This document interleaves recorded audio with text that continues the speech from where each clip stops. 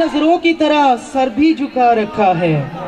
برتنوں آج میرے سر پر برستے کیوں ہو؟ میں نے تم کو تو ہمیشہ سے دھلا رکھا ہے. پہلے بیلن نے بنایا تھا میرے سر پہ گومڑ ہائے، اب چمٹے نے میرا گال سجا رکھا ہے.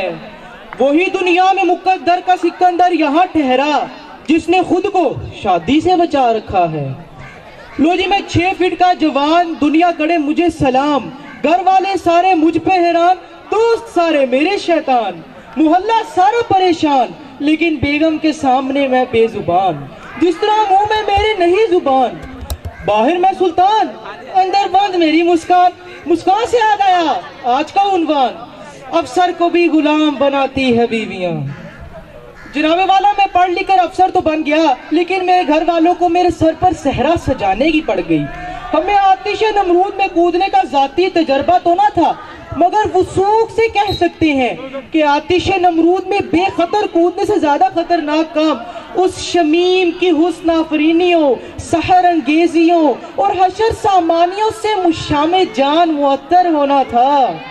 جناب والا آپ تو جانتے ہیں شادی ایک ایسا لڈو ہے جو کھائے پچھتائے، جو نہ کھائے وہ بھی پچھتائے. تو دوست احباب کے مشورے سے سوچا جب ہر صورت پچھتانا ہے تو کھا کے ہی پچھتاتے ہیں، شادی کا لڈو کھاتے ہیں. لیکن جناب والا یہ لڈو کھا کر اب ایسا پچھتا رہا ہوں کہ جملہ اقسام کی مٹھائیوں سے بھی نفرت ہو گئی ہے. 6 مہینے میں ہی یہ حال کیا بیوی نے، سال بھر بعد تو شاید کبھی خوابوں میں ملے. ارے اس طرح رکھتی ہے وہ ہم کو دبا کر گھر میں جس طرح سوکھے ہوئے پھول کتابوں میں ملیں. جناب والا شادی سے پہلے موصوف حسن اخلاق، شفقت، خوش خوانی، خوش معاملگی، صلہ رحمی اور نرم گفتاری اور مردانہ وجاہت کی اعلیٰ مثال تھا. رخساروں پر سرخی جھلکتی اور غلافی آنکھیں، یعنی وجیح اور جامع زیب تھا. اور اب حسرت ان غنچوں پر جو بن کھلے مرجھا گئے. جناب والا اب تو بیگم نے زندگی یہ کر دی ہے، محنت کروں تو بیوی کہے میرے لیے تو وقت ہی نہیں آپ کے پاس، وقت دوں تو کہتی ہے کچھ کام ہی نہیں آپ کے پاس.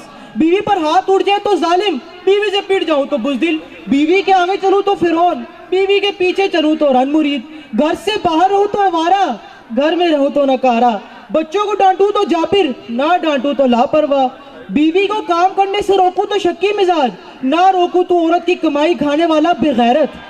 آخر ہم مردوں کی شکست خوردہ آنا کہاں کہاں اور کیسی کیسی پناہیں تراشتی ہے. یہ اپنے اپنے ذوق، ظرف، تاب ہضمیت اور طاقت فرار پر منحصر ہے. تو قادر و عادل ہے مگر تیرے جہاں میں ہے تلخ بہت بندہ مجبور کے اوقات. جناب والا شادی کے بعد آپ کی تمام آزادیاں ختم ہو جاتی ہیں اور آپ صرف بیگم کے اشاروں پر ہی ناچتے ہیں. ویسے تو افسر و محکمہ پولیس میں ملزم میرے نام سے تھر تھر کانپتے ہیں، محکمے میں دبنگ افسر کے نام سے مشہور ہوں، لیکن گھر میں بیگم نے ساری افسری نکال دی ہے اور یہ طریقہ اختیار کرنا پڑتا ہے. آپ بھی بیگم کی باتوں سے پریشان ہیں؟ اگر ایک ترکیب ہے میرے پاس اس مشکل کی، گھر جا کر بیگم سے بس اتنا کہہ دیجئے، خاموش جب ہوتی ہے آپ لگتی ہے 16 سال کی. جناب والا ایک مرتبہ غضب ہو گیا، لگا سورج مغرب سے نکلا ہے، تارے دن میں چمک رہے ہیں، ہلکی ہلکی مدھر موسیقی چل رہی ہے، سہانا موسم ہے، کیونکہ بیگم لغزیدہ قدموں سے آگے بڑھی، اپنے دستے ہنائی اور ساکے بلوری میں کچھ رکھے ہوئے، مدعا گرچہ گستاخانہ، لہجہ برابر قدویانہ اور مضمون بے حد خوش آمدانہ تھا. بیگم نے ہاتھ میں شاپنگ کی لمبی فہرست پکڑی ہوئی تھی. جناب والا میں نے فوراں سے اپنی ڈائری کھولی کہ دیکھا جائے جب پچھلی مرتبہ بیگم نے پیار سے بلایا تھا تو شاپنگ پہ کتنا خرچہ آیا تھا. اور جناب والا اگر ان باتوں پر بیگم سے لڑائی ہو جائے تو ہم مظلوم شوہروں کے متعلق دعا کرتی ہے، یا اللہ اگر میرا شوہر غلط ہے تو اسے اٹھا لے اور اگر میں غلط ہوں تو مجھے بیوہ کر دے. جناب والا ایک مرتبہ سرکاری دورے کے سلسلے میں بیرون ملک جانے کا اتفاق ہوا. ساس اور بیگم ساتھ چل پڑی. لو جی تمام ارمانوں، تمام امنگوں، تمام خواہشوں، تمام خوابوں کا خون ہو گیا. لیکن جناب والا وہاں جا کر میں نے یہ طریقہ اختیار کیا کہ بیگم نے پوچھا، ساس نے پوچھا کہاں جانے کا ارادہ ہے؟ تو میں نے ایسا بہانہ گھڑا کہ بیگم اور ساس کی حجم کی خواتین جا ہی نہ سکتی تھی. میں نے کہا آج کوئی ایلپس پر چڑھائی کرنی ہے. ساس نے پوچھا کہ ساتھ کون جائے گا؟ تو اس بات کا جواب تو میں پچھلی رات سے اپنے دماغ میں لے کر بیٹھا تھا.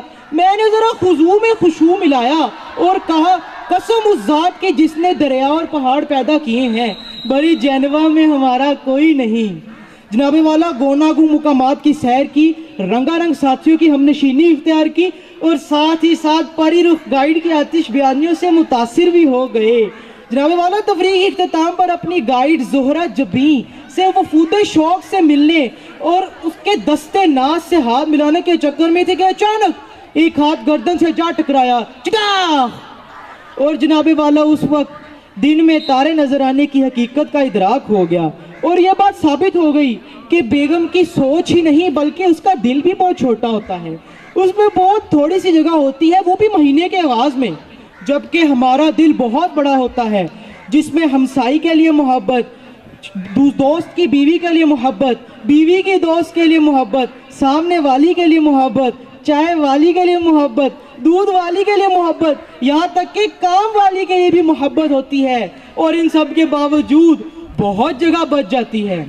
جناب والا جب بیگم 17 سال کی ہو تو قابل غور، پھر قابل اگنور، اور جب 70 سال کی ہو جائے تو قابل غور ہو جاتی ہے.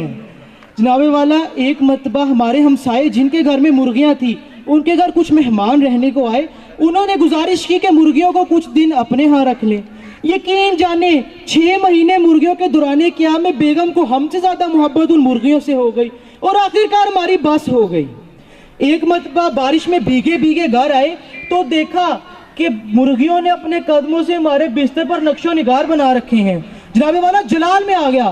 میں نے کہا کہ بیگم بس اب بہت ہوا، اب یا تو اس گھر میں یہ مرغیاں رہیں گی یا میں رہوں گا. جناب والا بیگم آنکھوں میں آنسو لے آئی اور کہا آپ اس بارش میں کہاں جائیں گے؟ جناب والا اس بات پر حیرت تو مجھے ان لوگوں پر ہوتی ہے، کتنا شریف شخص ہے بیوی پہ فدا ہے، اس پہ یہ کمال کہ اپنی پہ فدا ہے. جناب والا آخر میں بس یہ کہنا چاہوں گا، آپ سب جو میرے سامنے بیٹھے ہنس رہے ہیں نا، آپ کے بھی حالات مختلف نہیں، پر مجھے پتہ ہے گھر میں سب کے ایسا ہی ہوتا ہے.